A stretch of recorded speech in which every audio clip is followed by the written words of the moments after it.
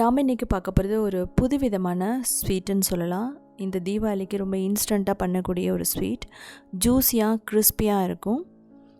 இது வந்து டர்க்கிஷோட ஒரு ட்ரெடிஷ்னல் ஒரு ரெசிபி. ஆனால் நான் எக் இல்லாமல் பண்ணியிருக்கேன். ஸோ தேன் மிட்டாய் மாதிரி இருக்கும். எக்ஸாக்டாக சொல்லப்போனால் குலாப் ஜாமுனும் தேன் மிட்டாயும் மிக்ஸ் பண்ண மாதிரி இருக்கும். ஸோ அதுக்கு நான் 3/4 கப் ரவை எடுத்துக்கிறேன். அதுக்கப்புறம் 3/4 கப் மைதா, 1 table spoon cornflour, baking powder, baking soda எல்லாம் போட்டுட்டு முதல்ல நல்லா கலக்கிக்கணும்.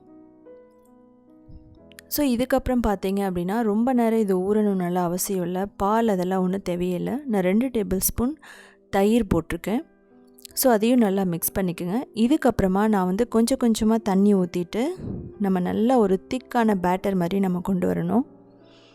நீங்கள் ரொம்ப இது ரன்னியாக இருந்ததுனாலும் நமக்கு இது வராது.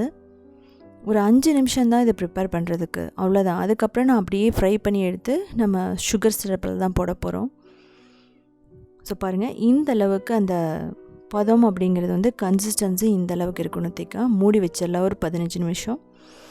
இதுக்கப்புறம் எடுத்துகிட்டு லைட்டாக மட்டும் நீங்கள் மிக்ஸ் பண்ணால் போதும். ரொம்ப அடித்து மிக்ஸ் பண்ணணும் அப்படின்னுலாம் அவசியம் இல்லை. ஸோ இப்போ நமக்கு மாவு ரெடி ஆகிடுச்சு. நம்ம என்ன பண்ணலாம் அப்படின்னா ஸ்டார் நோசல் எடுத்துகிட்டு அதுக்கப்புறமா ஒரு பைப்பிங் பேக் எடுத்துக்கலாம். அதில் நம்ம மாவை போடலாம்.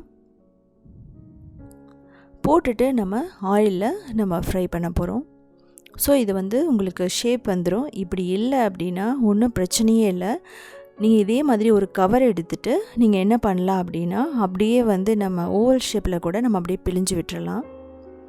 ஸோ பாருங்கள், ஒரு ரேண்டமாக உங்களுக்கு ரஃப்பாக பிழிஞ்சு விட்டாவே அது ரொம்ப பர்ஃபெக்டாக வந்துடும். நம்ம பேக்கிங் சோடா, பேக்கிங் பவுடர்லாம் போட்டிருக்கனால அது நல்லா உப்பி வந்துருச்சு. நீங்கள் அது போடாமையும் பண்ணலாம். இதிலே நீங்கள் பார்த்தீங்கன்னா ஈஸ்ட்டு எக்கெல்லாம் கூட ஆட் பண்ணி கூட பண்ணலாம். இது மாதிரி நீங்கள் ஒரு சிசரில் கட் பண்ணிட்டீங்க அப்படின்னா ஈஸியாக இருக்கும். இதுக்கப்புறமா நம்ம இதை மீடியம் ஃப்ளேமில் தான் நம்ம ஃப்ரை பண்ண போகிறோம். முதல்ல நல்ல சூடான எண்ணெயில் போடுவோம். அதுக்கப்புறமா மீடியம் ஃப்ளேமில் வச்சுட்டு நல்லா கோல்டன் ப்ரௌனாக வரணும். அந்த அளவுக்கு நம்ம ஃப்ரை பண்ணி எடுத்துடலாம், அதாவது பொரிச்சு எடுத்துடலாம்.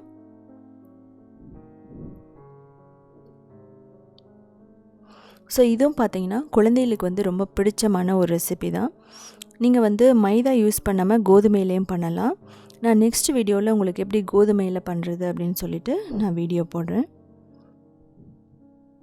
ஸோ முதல்ல ஒரு ட்ரெடிஷ்னலாக நம்ம எப்படி நம்ம பண்ணுறதுன்னு நான் உங்களுக்கு சொல்கிறேன். நெக்ஸ்ட்டு இதனோட ஹெல்த்தியர் வெர்ஷன் நான் போடுற வீடியோ. இப்போ பார்த்தீங்கன்னா ரொம்ப பர்ஃபெக்டாக நமக்கு கோல்டன் ப்ரௌனாக ரெடி ஆகிடுச்சு. இப்போ நம்ம இதை எடுத்துடலாம். ஆயிலும் பார்த்தீங்கன்னா இது ரொம்ப குடிக்காது, கொஞ்சம் மட்டும்தான் ஆயில் தேவைப்படும். இப்போ நம்ம எண்ணெயிலேருந்து எடுத்துடலாம்.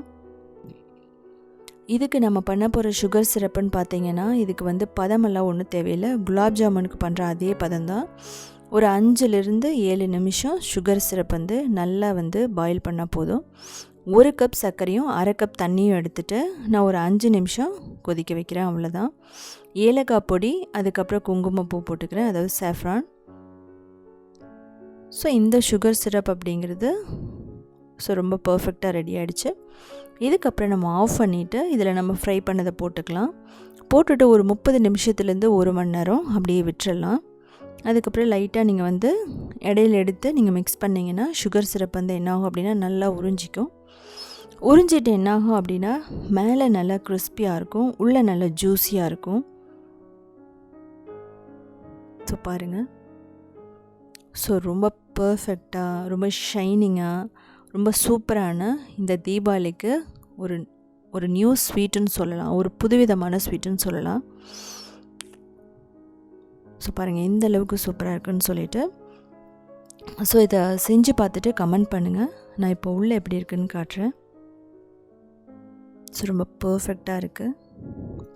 இது பார்த்திங்கன்னா நமக்கு 1 வாரம் வரைக்குமே வச்சுட்டு நம்ம யூஸ் பண்ணலாம்.